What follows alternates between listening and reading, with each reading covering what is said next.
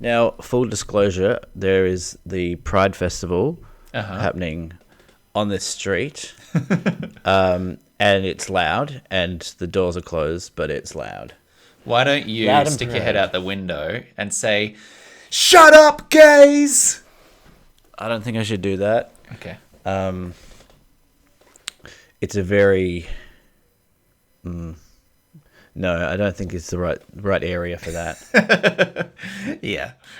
Yeah. I'm No, really fair in the call. gay centre of Melbourne. You are. You know? You are. Like, you're literally. right in it. Yeah. I won't say where I am. No. Actually, I've kind of given it away. Well, I mean, not really. Well, Not your. if you know, not you your know. House number. Yeah, true. But yeah, You're I'm right in you're the thick dead of in it. the middle of it. I'm dead in the middle of it. I went down this morning and this afternoon had a little walk through just to support the gays. You know. Yeah, well, that's good of you. Bought a hot dog. Yeah. So I'm an ally now. Did you mention that to any like women that you saw on the street? Just be like, "Hey, I'm cool with all this." Yeah, everyone that I saw was like, I think it's great. I really do. I think it's great. I may not agree with everything about the lifestyle, but I think it's important to support the minorities. Would I do it? Well, God no, absolutely not. But It's can disgusting. they do it? Sure, legally they can. Legally, We've had that you conversation, and it's been legally settled. legally you can be gay, and that's what I am standing. That's what you for support today Yeah. with the hot dog. Yeah, it's only penis-shaped foods at the Pride Festival. It really was. It really was. Yeah, so that's why I kept you waiting. So sorry about that, because there's literally no parks out the front of my house either. Yeah, So- I can imagine that. It's all right. It was only 45 minutes later than we said we'd start, so that's fine. Yeah, they call that a Spanish. That's early in Spain. That's a Spanish what? Come on. A Spanish Spanish omelette. Spanish hello. Spanish hello is 45 minutes Spanish later. Spanish arrival. It's the opposite of a French exit. Yeah. How are you doing? Are you doing well? Fantastic. Little hungover, Okay. but all in all, pretty good. I've got my health. I've got my. I was gonna say I have my hair, but I'm kind of losing the color of it. Well, every day. it's still there though, isn't it? It's you physically can get them there. on a technicality. I have my hair. Is I it the have hair hair. that it used to be? Of course not. Would much rather be completely grey at a young age than bald. Oh, 100%. Yeah. 100%. I've not got a head for a bald. I can't. My baldness would not look good on me. You doing it? I'm trying to sticking see. my fingers in front of the screen, trying to imagine it. It's more from the side and the back. I've Okay, got turn kind your head of like sideways. This is my least favorite thing to do. You know what? I don't think it would be that bad. I'm not one to give you compliments willy-nilly. I don't think No. actually that it would be that bad. I think you could pull off bald or, trim cut. Okay.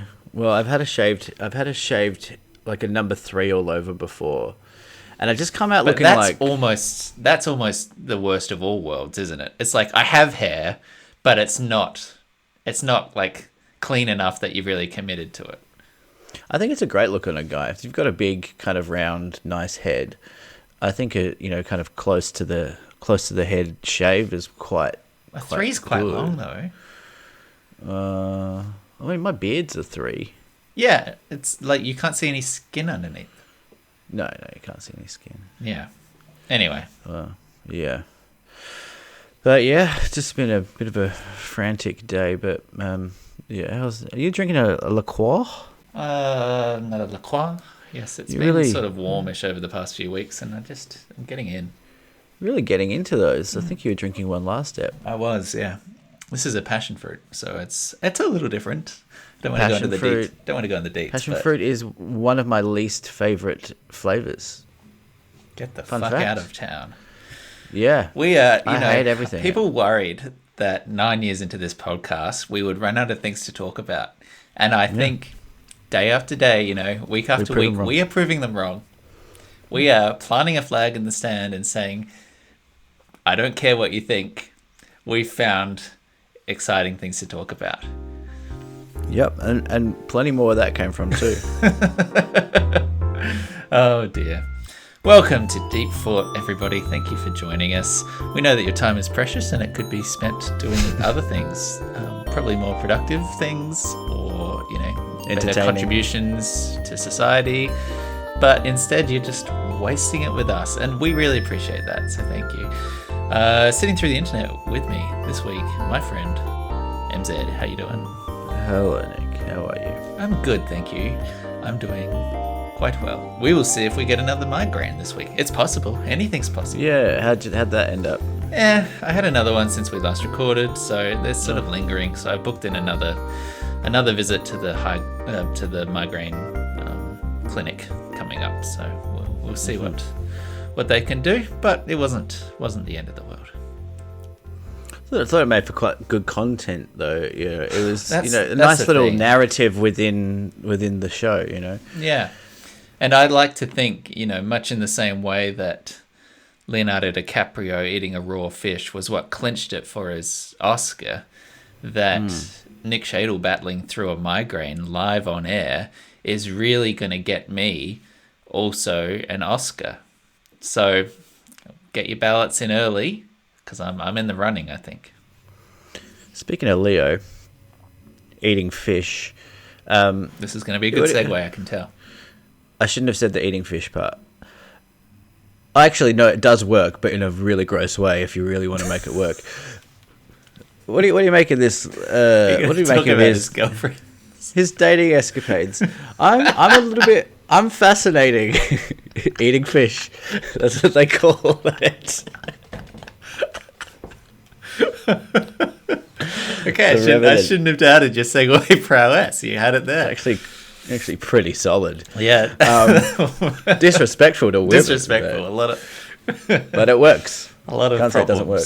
Yeah. I was just thinking about this Leo stuff. Like, I mean, initially in the public eye, he was kind of saying like, oh, that's Leo. He's doing that. He's doing the Clooney thing. You know, the Clooney thing where he's just like, you can't tie him down but it seems like recently that kind of sentiment and that support has kind of waned, and now people are like, wait, it's kind of creepy. Yeah. And I just feel like it's an interesting like a way to be living your life, given the way that the world is now. Where well, that's probably what's paralleled the change in sentiment, right? I guess so. Yeah. But I heard some comedians talking on a podcast that were kind of in that sphere, or have been in that sphere, and apparently he gets any woman he slept with to sign an NDA, which makes sense.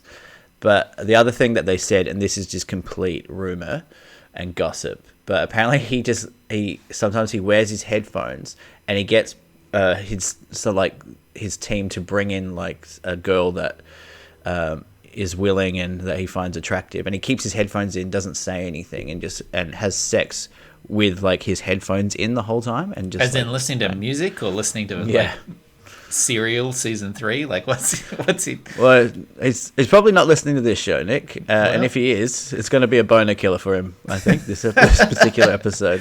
How dare you? Yeah. I mean, possibly when we talked about eating fish, that could have put him off his game. Yeah. The bringing it is so weird to me to have a team, right? Like the idea I've got a team at its basic level is sort of a high celebrity thing of my posse travels with me, and I've always got someone who's going to go ahead and like get me through the crowds, or arrange the green room like I like it. To that's already like one level of sort of like a paid servitude thing, right? It's kind of interesting. To then have a secondary level where these people are expected to then coordinate your fucking sexual hookups is so weird. It's a little Epstein-y, isn't it? It's so weird. Yeah, I mean, it might not be true. No. but like, if you're talking about the NDA thing, do you get them to sign that beforehand? before anything starts, here, sign the NDA? You'd have to. So if I you guess are so. interested in Leo, you get your pen out and do the paperwork first before you get taken upstairs. Like, what the fuck is that? Kind of ruins the mood, doesn't it? So weird. I mean, anyone It who might- sleeps with Leonardo DiCaprio these days knows exactly what they're getting. So more power to them, right? But And what's that? well, he's famously only going to be interested in people under 25, right? Like, you'd know already that there's no chance of like a relationship here. You're just doing it, I guess, to say that you did it. Yeah. But like, I'm not, do what you want. But no one's walking into that blinded, being like, "Oh, I thought we were really hitting it off. Like, I thought we were going to go for a date and go to a restaurant." Like, no, you know what you're doing. Oh, I bet there's some girls that are like, I'm going to be the one that, Sure. changes him. Sure. But he's not really taking care of himself, He's just completely just leaning into this hedonistic lifestyle, Yeah. it seems. And then on the side, he's doing the climate change bullshit. But he kind of has to do that now, doesn't he? Well, yeah. But is he even acting and stuff at the moment? Like, what's he doing?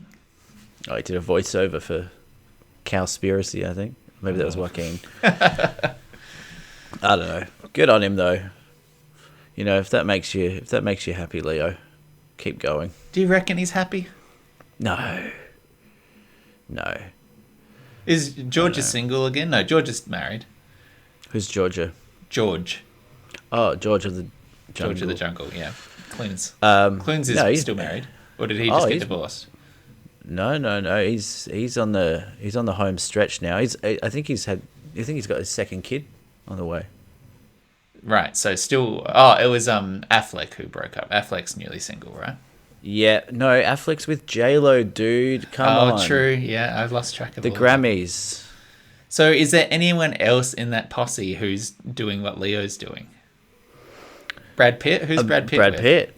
No one. Okay. Yeah. Okay, so there's a chance. that Brad and Leo will get together. Yeah. Maybe this is what they've been fighting their whole lives. We don't know. Yeah. Well, we spent a lot of time talking about Brad Pitt last week, didn't we? Probably shouldn't spend too much time on Leo. Well, that episode is a bit of a blur to me, I think, for obvious reasons. I do have to... you've kind of teed me up again. Like, I do want to talk one more celebrity thing, which is actually kind of cool and surreal. I got an email from George Lucas this week. Personally? Personal email, yeah. Which is What? like one of those wild things where you don't think like anyone watches your show internationally and that kind of thing. But then they just like drop into your email inbox. Wait, what? Yeah, the subject is just like hello, and it's fucking George Lucas. I've been the saving fuck this out. up, so I'll read it to you now. I was going to wait till the end, but you kind of just set it up. So we'll just do it at the start. George Lucas, hey, yes, subject matter is hello, which is kind of like kind of cash. Is the H capitalized? Capital H. Okay. Yeah. Fancy. So the email says, "Good day. I am Mr. George Lucas from Portland area of state of Oregon, USA. I'm a business consultant. I have a client from Afghanistan whose husband died during the terrorist invasion in Afghanistan in 2021. The wife's name is Mrs. Emina El-Khattab, who happens to be my client. She's a cancer patient and she's currently in Dubai, United Arab Emirate, UAE, for cancer treatments." So things are kind of taking this sad turn, I think, for old Georgie boy. Sorry, Nick. George Lucas, George Lucas from the Star Wars. the film. Yeah. This is George Lucas. Yeah, He's a George business Lucas. consultant. It's in the name of the email, George Lucas. Okay, and he's claiming to be a business He's consultant. a business consultant. Yeah. So I think since he sold Star Wars, I guess he's just sort of like open to other opportunities. Right. And then stumbled into this like really sad situation where one of his clients' husbands died. But now she's got blood cancer, which is called leukemia, and her health condition is critical at the moment. She's instructed him lately to search for a good investor that will claim her family money through the help of her family lawyer, as she and her late husband, Muhammad El-Khattab, has no child of their own before the death of her husband. And the role of the investor is to invest the money in his or her specialty in any part of the world. So I don't know what's going on, but it sounds like he's getting into that same kind of Bill Gates, Melinda Foundation sort of thing, like international outreach. And I admire the guy, like to Nick have sort of reached out and looked for opportunities all over the place. Yeah. Can you tell me what the email address was? Can you read that out, please? Sure. George Lucas. I'll have to beep it afterwards, obviously. But yeah, I can tell you. It's m.armstrong 001 at gmail.com. Right. Okay. And does he mention anything about Star Wars in there? He doesn't say Star Wars. He says the only thing that she wants to achieve is to make sure we establish a charity foundation. In space, maybe. Maybe in space, or a long time ago in a place far, far away. But anyway, I guess the takeaway is never give up on your dreams, because you never know who out there is watching. Yeah, that's huge, man. I'm really happy for you and the show, which is not mentioned at all in that email. Well, how else would he know about me? So you just got to think this through. Right. Okay. He probably found my website. He was probably like, who wrote that? Hit up my website, grab my email address. It is odd that he doesn't mention anything about why he's gotten in touch, apart from, basically asking you for money, though. Don't you think that's strange? Well, he's not explicitly like asked for money. He's trying to give me money so that I can set up a charity foundation. And have you responded? No, I haven't gone back to him yet. I thought I'd talk about it on the pod first, but yeah, it only came through today. Always best to talk about it on the pod first, then respond to emails. I do that with most of the good stories in my life, to be honest. Well, let me know and let us know when you do reply, and when you do see what happens. Presumably, you'll have to hand over your bank details in order for them to send you this money. Yeah. But that's really fantastic. Well done. Thank you. And nice to have on Deep Thought. You know, 2 degrees of separation from the great George Lucas. What a guy. I don't think I've seen anything that George Lucas has done apart from maybe The Phantom Menace. What about Raiders of the Lost Ark or anything? No. You've never seen any Indiana Jones? Nope. Wow. Okay. Do you know what my favorite thing that George Lucas has ever done is be photographed in Rundle Mall food court? Do you remember that? Vaguely. Why was he in Adelaide? I think it was Rip It Up when Rip It Up was still around. Yeah. He was filming. He was in town for something. Maybe. Is Rip It Up gone? Yeah. Oh. Buried. Took all my work with them as well. Huh? Very annoying. And he got photographed in a food court just eating one of those shitty like Asian places that they give you a plastic fork with, and he looks super sad. Oh well, travel the world. Yeah. Now, since we're on a roll with Hollywood, tell me about Mulaney. Mulaney was phenomenal. I'm so I didn't jealous, but glad that you went. I'm glad that I went. I didn't know that I was going up until 2 days before, when my friend Elise said that she had bought me a ticket for my birthday, which is in a couple of months. But also, that's a lie. It turns out that's not how it works. So I'm like, wow, this is really, really nice of you. Turns out, someone else had fallen through. That doesn't make it any less generous. Yeah. I might end up having to pay for the ticket. Who knows? As well. You should probably. Okay.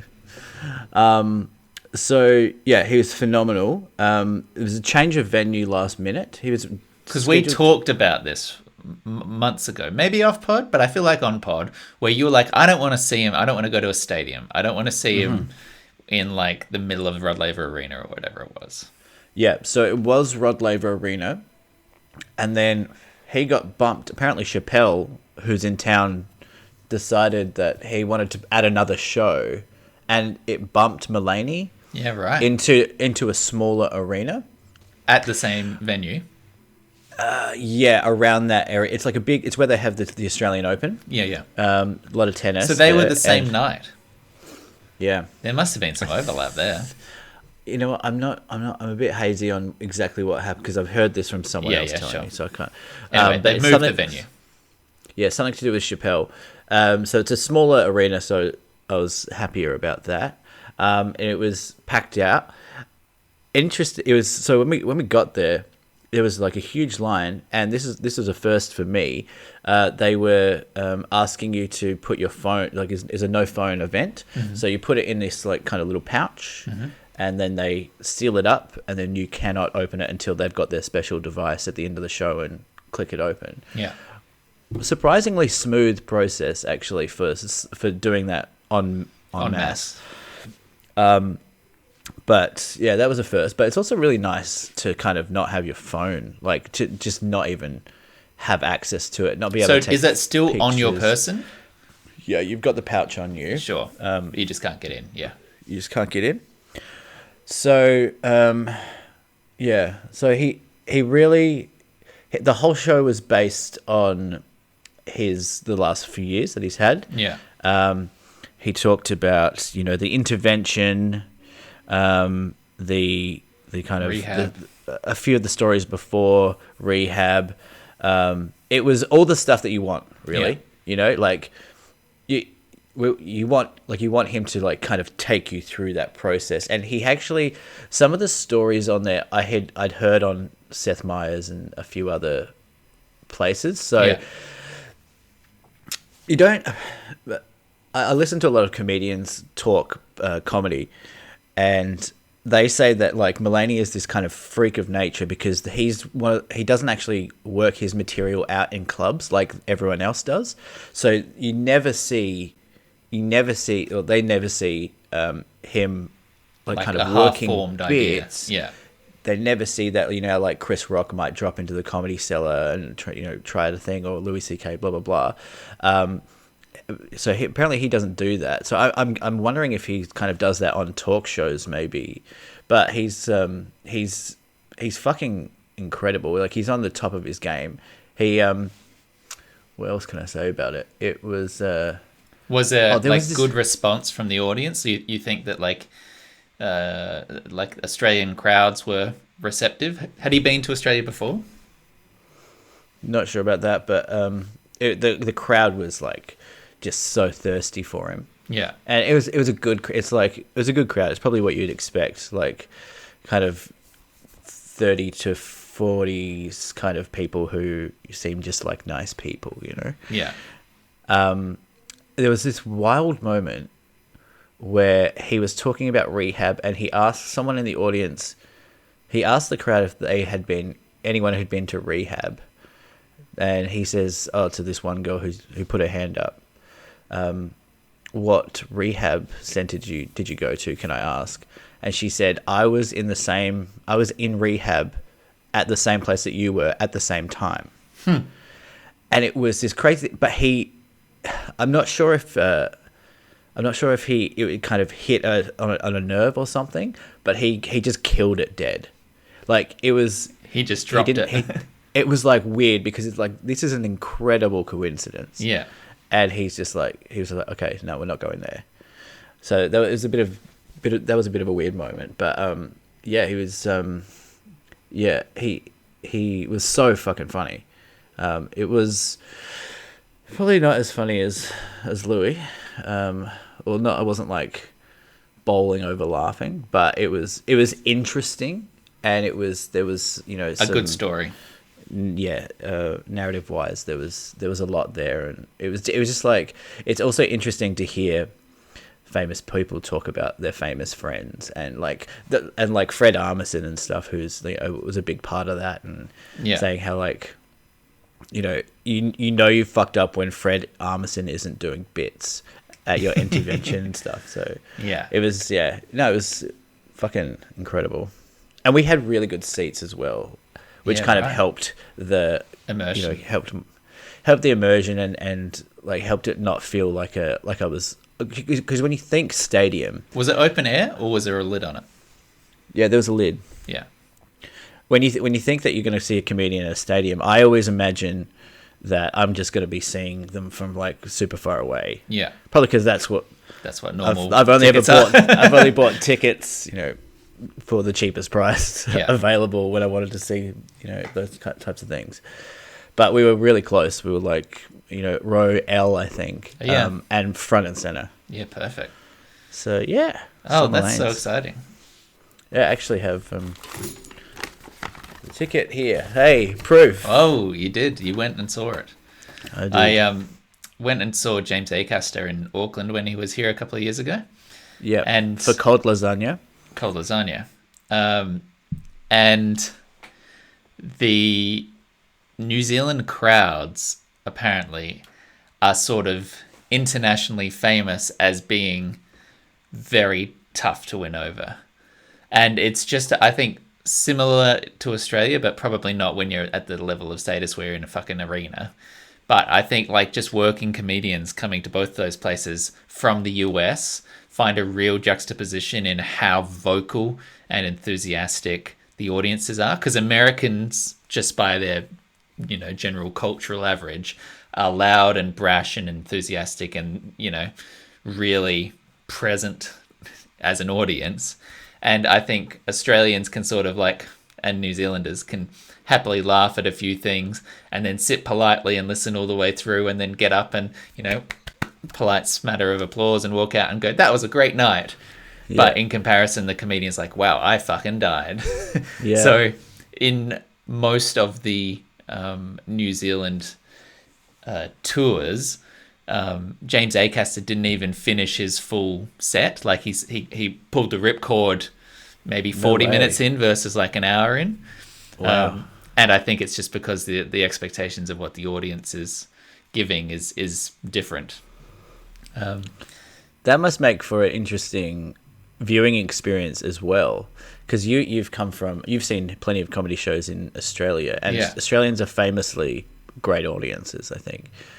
I think there's certainly like an affection for any international star who's made the effort to come. There's just like automatically like enthusiasm of like, wow, you're a Hollywood person, or I've seen you on the TV. Yeah, because we're so far away. Like I was talking about the tickets with someone the other day, and why it's so expensive when you see like Mulaney. Like I'm imagining that this ticket was in excess of $100. Oh yeah, and I guess you gotta. Yeah, it's tough because you gotta if you gotta bring a crew down, fly all the way to Australia. It's like that's an investment in US dollars. Yeah, but I guess it must be kind of good traveling as a comedian because the overheads are pretty low.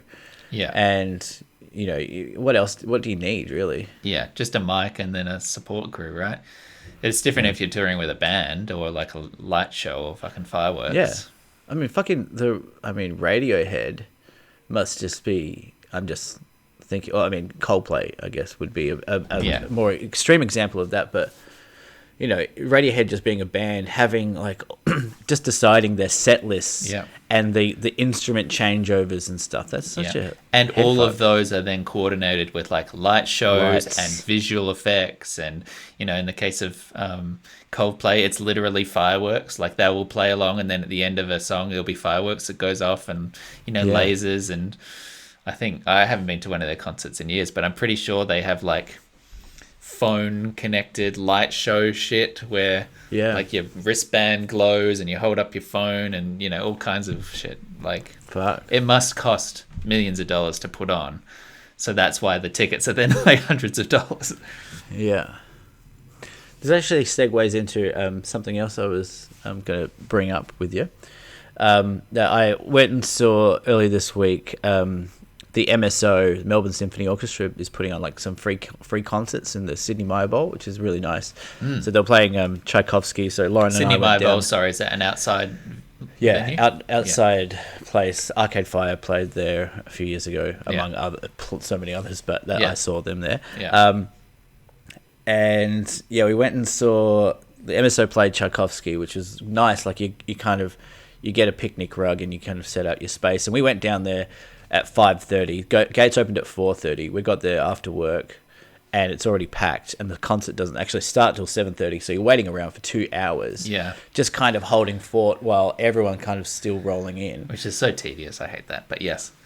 Well, it's kind of nice because, we brought some wine and, Lauren brought some wine and some cheese and stuff. So it was like kind of having a picnic and then, there's a, concert. Yeah. But we had, as it started to fill up, there was like no spots left and it started to get really small. And it's kind of one of those interesting things where the amount of space that you have is determined by how big your rug is. Yeah. And so, we've got this like huge thing and this is our area now. We've got a lot of space and then people are just like cramming in. Yeah. And you start to feel a little guilty. And then just before the concert starts, this trio, it was like a kind of a middle-aged woman with like an older man and her kid. And I could see them like kind of scoping out a spot. And we've got like we've got maybe half a meter between us and the people in front of us, who also have their rug. And I'm like, don't do it. And they've got deck chairs. Oh fuck! Like not like the proper deck chairs. I know what the ones you mean. Like the cricket ones, the very tiny little. Yeah. And sure enough, they fucking do it, dude. Right in front of you. Right in front. They had like the mother and son were on the right of us, like in front, and then the older man, who was really tall, had to stretch out, so he had his legs, so there was a bit of a gap, so we could actually see right through, but it was also just uncomfortable having these people now just sitting right when you've been there for 3 hours. It was that's so bullshit. Fucking annoying. You didn't say something? I don't know if there was any ground for us to say anything. Like, there was also a little bit of guilt. If it's within half a meter of you, Jesus. Look, if I was a real man, I probably would have said something, but, Should have sailed. And then they're all on their fucking phones the whole time. So what was the orchestra playing? Tchaikovsky. There's the selection of Tchaikovsky works. Yeah, right. And it was that in demand. Just because it's free, I guess. Well, it's just a nice thing to do. And I guess it's free. And it's just like... Bring the kids summer afternoon. But then they're on their phone. But I was thinking about music and how this... I don't know when Tchaikovsky was actually around. I think maybe 200 years ago or so. And I was thinking, this music was written, so long ago. And yet people are coming in the thousands. There was 10,000 people there to come and watch this music. And I thought, like, is there any music that's being written today that will be able to endure? Because, you think of classical music as kind of timeless. And I'm not sure why necessarily that is. And is any music now... Could that be considered timeless on the same scale? Yeah, absolutely. Baby Shark. Baby Shark's huge. Baby Shark's going to be there. Hot Potato by the Wiggles. Yeah. What else have we got? Toxic by Britney Spears. Yeah, that's a banger. All right. Those are probably the three. All right, next topic. I do wonder whether part of it has to have been a scarcity and preservation problem, right? So how many people were musicians, like academically trained, formal musicians who could compose and write it down on paper in the 1840s to 1890s, which I just looked up. That was Tchaikovsky. So how many people in that era? Probably a handful, right? So you're already many fewer composers in that era, right? And then you've got the preservation question of, well, okay, now that someone's written it down, what are the chances that someone's going to keep that around? You have to be an absolute top tier person who's, drawing crowds or drawing admiration and acclaim in his era, and it was invariably a he, so that it gets passed down and preserved and played generationally. Today, we don't have that problem. Today, there are fucking millions of musicians all over the world, and all of their music, assuming, the world continues on as it is digitally out there, right? You can access it and preserve it for nearly no cost. So 200 years from now, all of this stuff is going to be there as this massive archive of our entire era, which includes photos, by the way, and videos and all the other, remnants of this era. This is the first one which is going to be digitally available for generations to come. But with that means the preservation thing is not really a question anymore. The success is not really even a question to ensure it lasts. So 200 years from now, I think people are going to dig through the archives of, the music that's out there in the world, and it'll be like going into an old record shop and just like flipping through records, and you might find one weird thing which is sort of your taste. But you might not have the same like high peak of like these are the three composers from that place and that time that everyone knows or everyone's hearing still. Yeah, that's an interesting point. You don't reckon it has anything to do with the music itself being, I guess we have, they're analog instruments, for lack of a better word. Yeah. They're, strings and piano. And I wonder if that has something to do with that. Those are instruments that will never go out of fashion. So maybe, music that is kind of raw in that regard has more of a chance at holding longevity.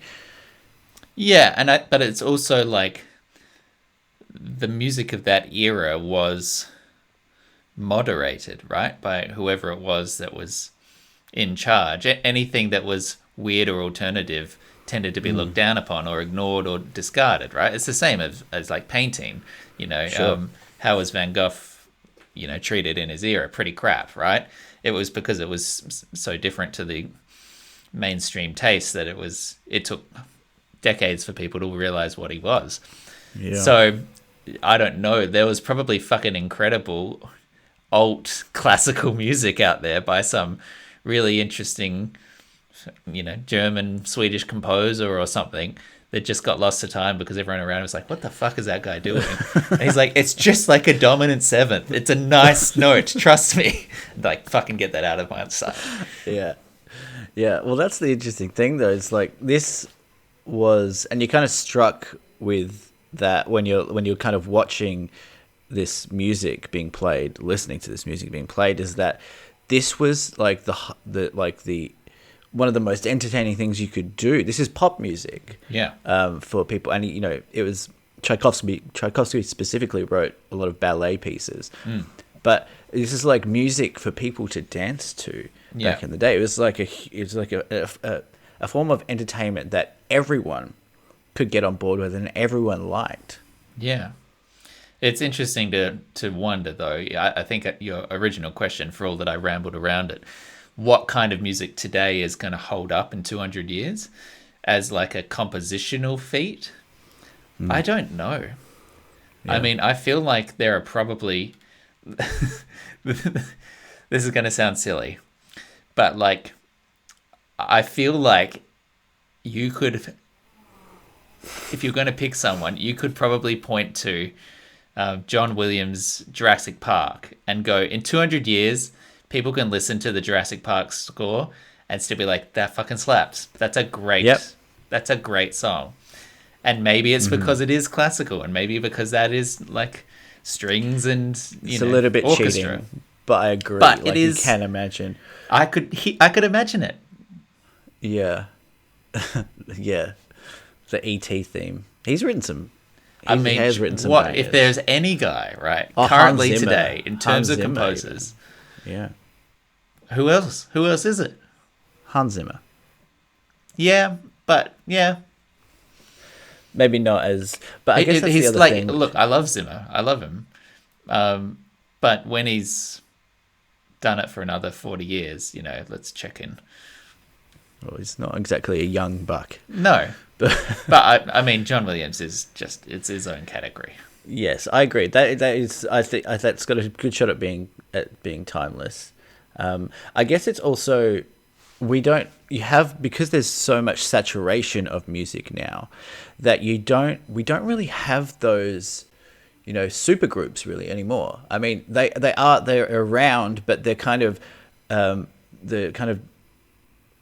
profiting off the success of their early days where there were mostly supergroups. So I think you're right. Like, sorry, by supergroups, you're not talking about like two prominent bands coming together. You're talking about like one band that gets like radio play and explodes to like a U2 level or something. Yeah. So I guess you have like Coldplay now would be huge, like have mainstream success, huge mainstream success. And I know you have like Taylor Swift, and she's huge. Yeah, and I think you can look at Beyonce, Bieber, and, those kind of pop idols. But then they don't exist in the same way that like the Rolling Stones and the Beatles existed back in the day, which were doing interesting music, alternative music, but were huge, like for everyone. Everyone loved them. Or is that just the lens that we're? I think you'll probably find people who would argue that point. I'm not well versed enough to jump in with a discography read through of Beyonce's catalog, but I think that you could, for instance, definitely find equivalent fandoms to the Beatlemania craze. It looks different slightly with the digital age, but I think you would find certain pop stars who could walk off a plane and just get mobbed by a million people, whether it's Taylor Swift or Beyonce or Rihanna or any of those kind of types. I guess so. I'd take your point about whether or not they were like countercultural, where they were coming in with a different type of music, and the Beatles ushered in a new era, and the Stones, they were both shaking up against sort of establishment music. I don't know what form that's taken today. So I can hear that point. It's also easier to romanticize music from the past. As at the time that the Beatles came out, I'm sure there were some people going, "Oh, this is like," people who knew music would be like, "Oh, this is not great. Like I don't like this." But in the same way that people who say that they like music would say that about Justin Bieber or Taylor Swift. Like they feel like they're above it. Yeah. But maybe in 40 years' time, Taylor Swift will be kind of like an indie hipstery kind of find. Well, yeah, I suppose so. I just had a point I was going to make. We can just have the rest of the podcast. That's what I was going to say. Thank you. Now shut up. My dad is not a huge Beatles guy. And I put on one of my recent playlists that I make one of Paul McCartney's latest album's songs. That was the worst way to phrase that sentence, but a new song from Paul McCartney today. Yep. And like genuinely, I find him quite interesting. And he had this album out a year ago or so now. And then he had a sort of a remix album of it where he brought in all these kind of people. So Ed O'Brien did a remix of one of his tracks, and there was a couple of other interesting songs in there. But anyway, I listened through it and I was like, this is cool. Like this guy's fucking, getting out there in age and still releasing new music, and still clearly a talented singer-songwriter and drums and bass. He played all the fucking instruments on it. And I put it in the playlist and Dad's like, I just don't get, Paul McCartney.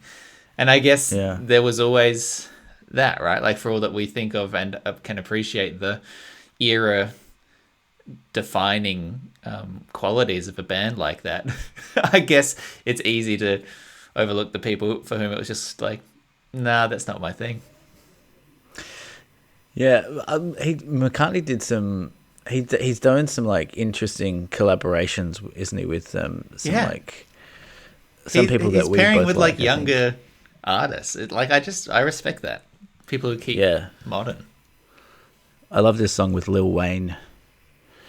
Was that a joke? I don't know. I don't know.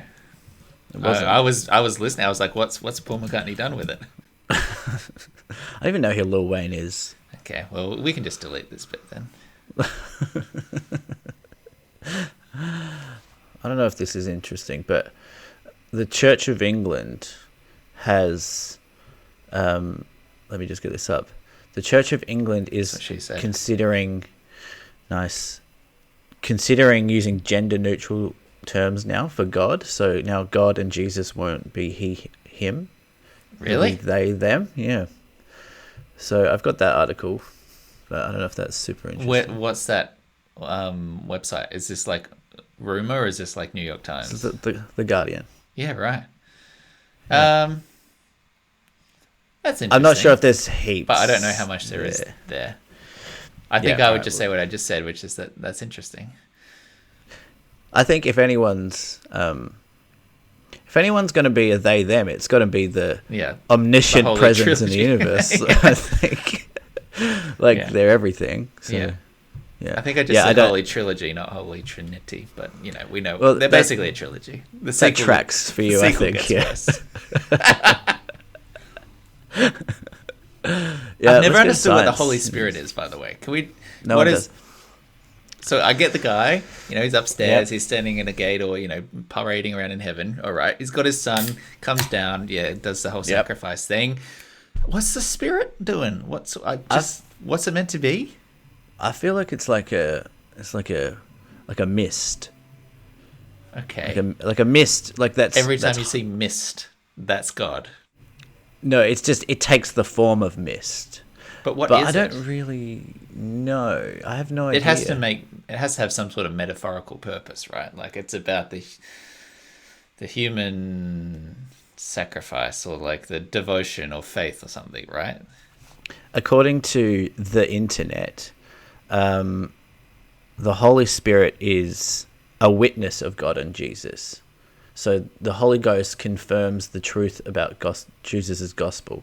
So it's really just... It's a fact checker. So he's just there on the side being like, all right. So just so everyone knows, he had a little tube running up his sleeve, and that's how he changed the water into the wine. So he just stuck his hand over it. It was a quick and then there was a new one. So it was just a little bit of a fun prank. Yeah. It's especially good just as a insurance for Jesus and God. Yeah. To be like, well, if someone doubts them, like, well, we got a witness. Spirit. Yeah. Yeah. The Holy Ghost goes around before every show and just gets everyone to sign an NDA like DiCaprio. Yeah. Oh, well, I'm glad. Jesus died at 33, which is an age that we will be old. We'll be older than Jesus pretty soon, Nick. And smarter. Mm-hmm. If we outlive Jesus. And not as stinky. Because Jesus was a smelly guy. We took many more showers in our life than Jesus did. I reckon he was maybe he took 3 showers. Yeah, he might have been able to turn like water into wine, but can he turn sweat into Rexona? I don't think so. No, he can't, which is a beautiful smell in every culture. Rexona Sport. Yeah, he was a Lynx Africa guy. Yeah, of course. Heartthrob. Okay. How about some science news? Mm-hmm. Get strap in, because this one ain't fun. Oh, great. It's that time. Time for science news.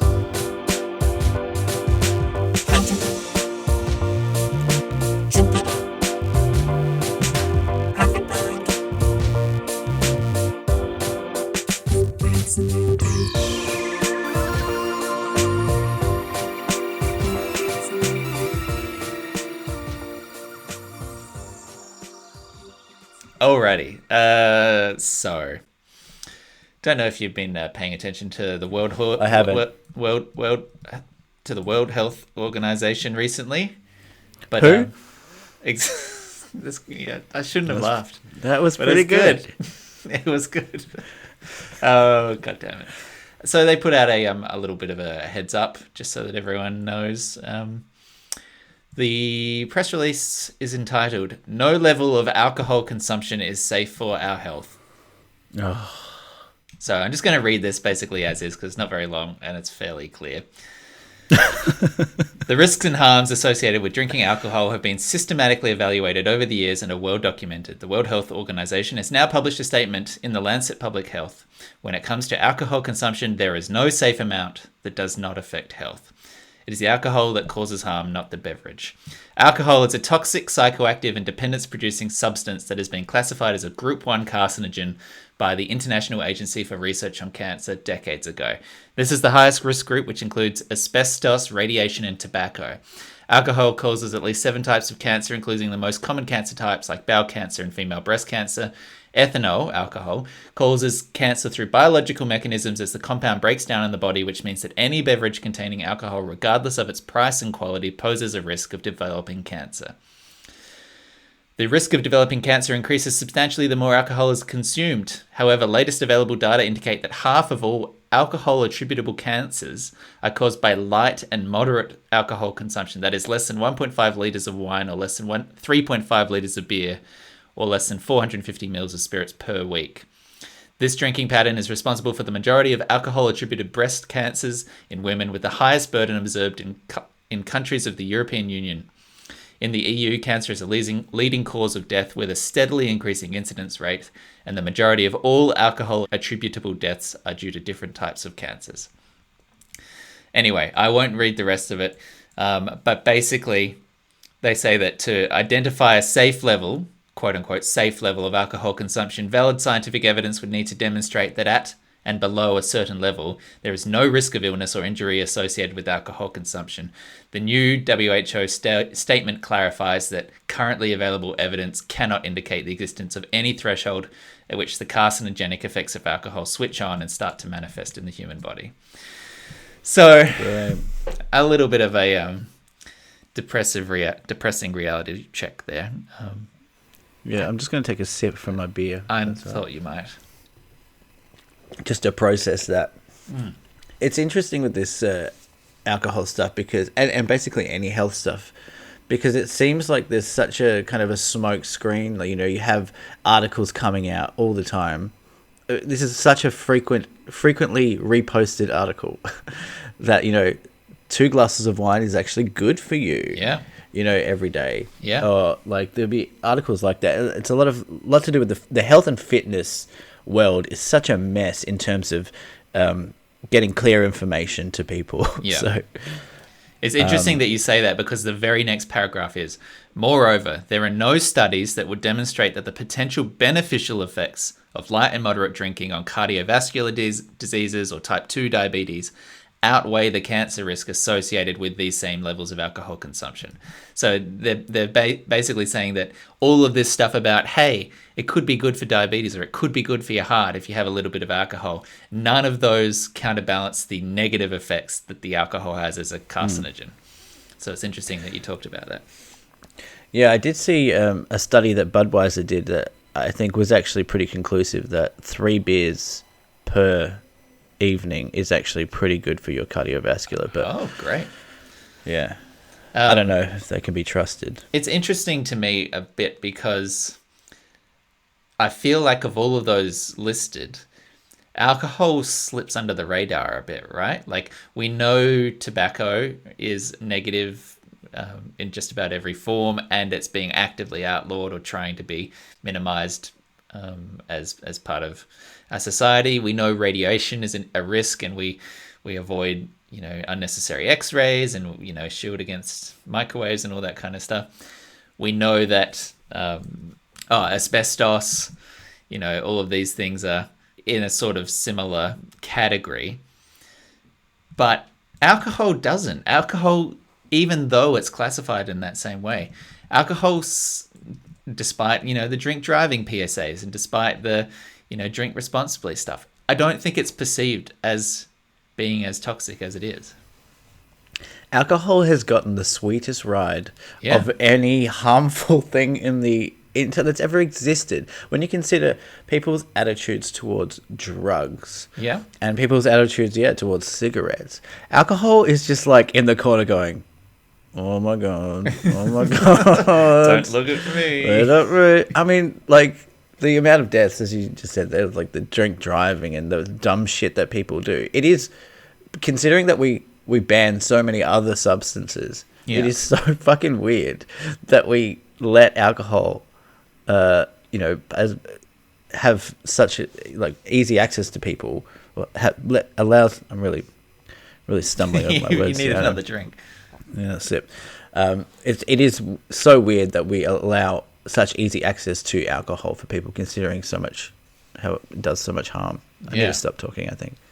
It is possibly slightly controversial, but I almost feel like if you're not going to ban it, the least that we could do is raise the drinking age to 21 like the US. Like I genuinely do think that those 3 years of like formative adolescent life would be better served not drinking than having drunk at that time, right? Like, well, yeah, because your brain's still developing. Yeah. Maybe you could even raise it to 20, 25. Isn't that when they say that the brain? Oh, didn't well, you we tell just me talked that the about brain? this, remember? Yeah, right. Okay, that was you. No such point, but yeah, it is sort of uncontroversial, I think, to say that an 18-year-old's brain is not fully formed. So allowing them to drink and knowing, as we do, the risks that they take already on the roads, taking alcohol out of that equation would only save lives, for all that it would be culturally impossible to do, I think. Do you remember the first? How old were you when you had your first proper drink? Were you under 18? No, I would have had by proper, like I would have at family barbecues and things. Dad will say, "Hey, do you want to try some beer?" Or Dad, enjoying a wine, would offer a little bit at the dinner table. But I never really liked wine for what I later discovered was fructose malabsorption reasons, where it just doesn't sit nicely on my stomach. So I still don't drink wine to this day. Huh. But as a kid, I've probably had a taste of a beer somewhere, and it just. But you didn't really drink until 18. Yeah, and even after that, like I was in a nerdy friendship group, so it wasn't like our get-togethers were predicated on let's all go get drunk. So if you're at a party, there would be beers there, and I'd have one, but it was never really a super appealing thing. I still remember getting invited because I was weirdly sort of moderately popular at school, not in like the popular gang, but like I was just liked by different friendship groups. I wasn't like offensive to anyone. And so that, because I was in some of the academic stuff, and I was in some of the sports teams, and I was in the music department, I'd end up getting to sort of different kinds of birthday parties. And I remember getting invited to one age 16 for a 16th birthday party. And it was like 7 o'clock onwards or something like that. And so I turned up at 7 o'clock and I was the only person there because I was like, well, it says 7 o'clock, like if I was going bowling, I'd be there at 7, but this was a party. And so everyone started rolling in from like 8:30, and people were coming in and they're like, oh, Nick, you're like, I'm tired. Yeah, I've been here for hours. And they said, are you drinking tonight? And I was like, I literally said this, alcohol? And they're like, yeah, are you having any drinks? I was like, no, I'm not. They're like, and to be fair, they didn't like pressure or anything. They're like, oh yeah, no worries. But I was shocked. Like I left at probably, I don't know, 10 or whatever. And I remember I'd got picked up by my mum or something like that because they just dropped me off, give me a lift. And I was like, they were drinking alcohol. Like it was so like beyond my expectations or wheelhouse. I was like, but they're not 18. Like they're younger than that. and I still remember being like, but what are they doing? And like you could smell it and everything. And I was like, it doesn't even smell very nice. Like what a shitty beer in a plastic cup is like the worst smelling liquid. Well, it's definitely not the worst. It was thing I did. eye-opening. I still remember it. That must be, what, at least 17 years ago. God, your parents must have been so stoked I think they were hoping that I'd get drunk. They'd be like, oh, fucking just go live a little. Jesus Christ.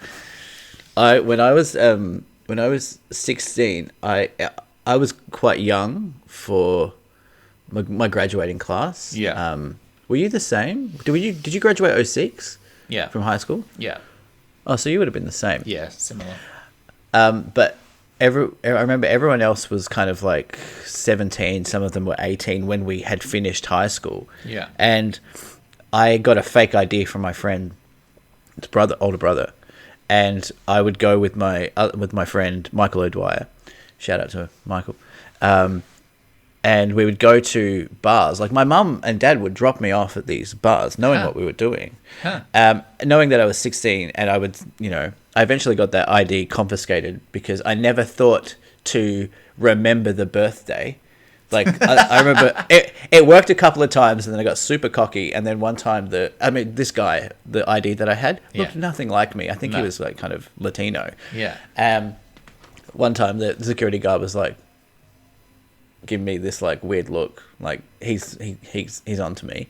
Yeah. He's like, "What's your birthday?" And I went, "I don't know." And he's like, "Okay, get out of here." But I remember the first time I got absolutely wasted.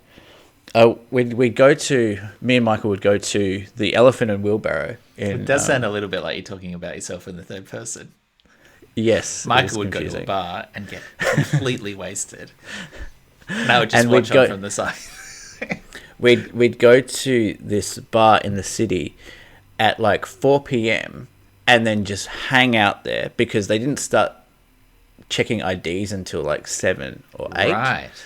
So we just You're wait already there. in.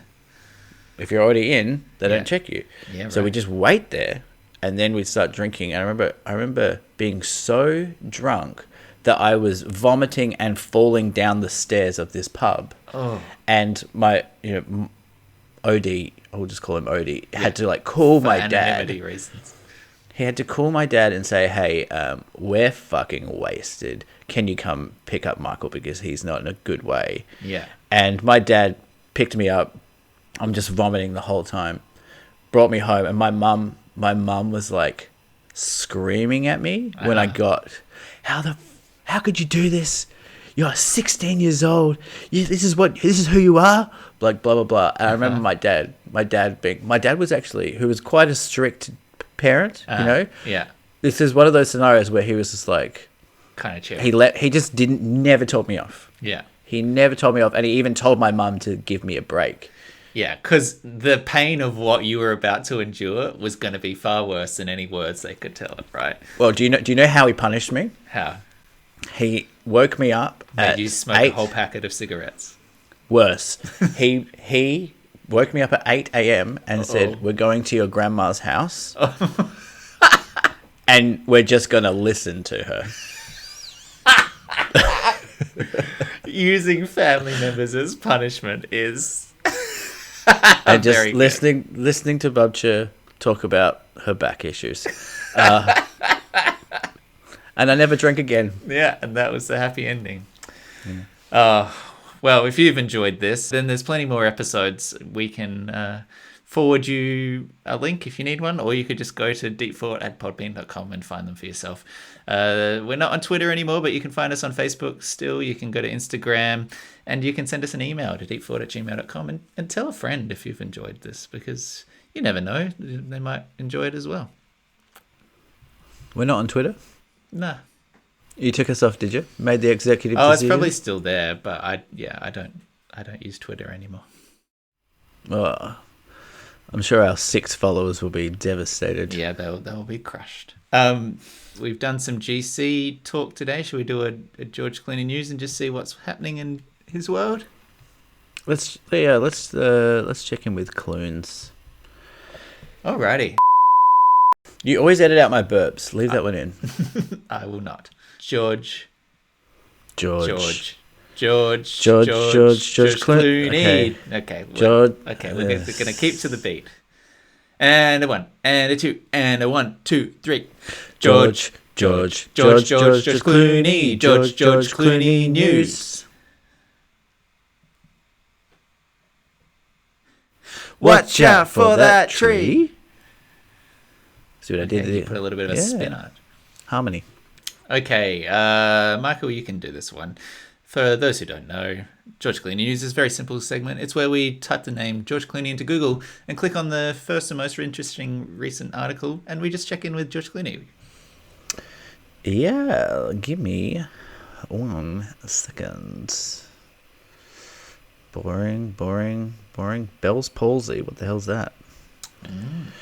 One of these is George Clooney goes for a ride in a black BMW on set.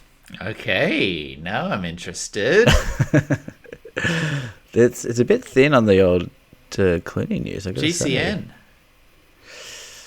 say. Nothing. What's he doing? I don't know, Nick. I don't know if I've got anything for you. Leo DiCaprio news. Watch out, she's 33.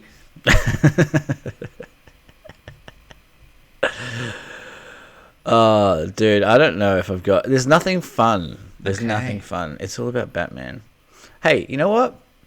Sometimes there's no George Clooney news. And that's a lesson we can all take with us into the next episode.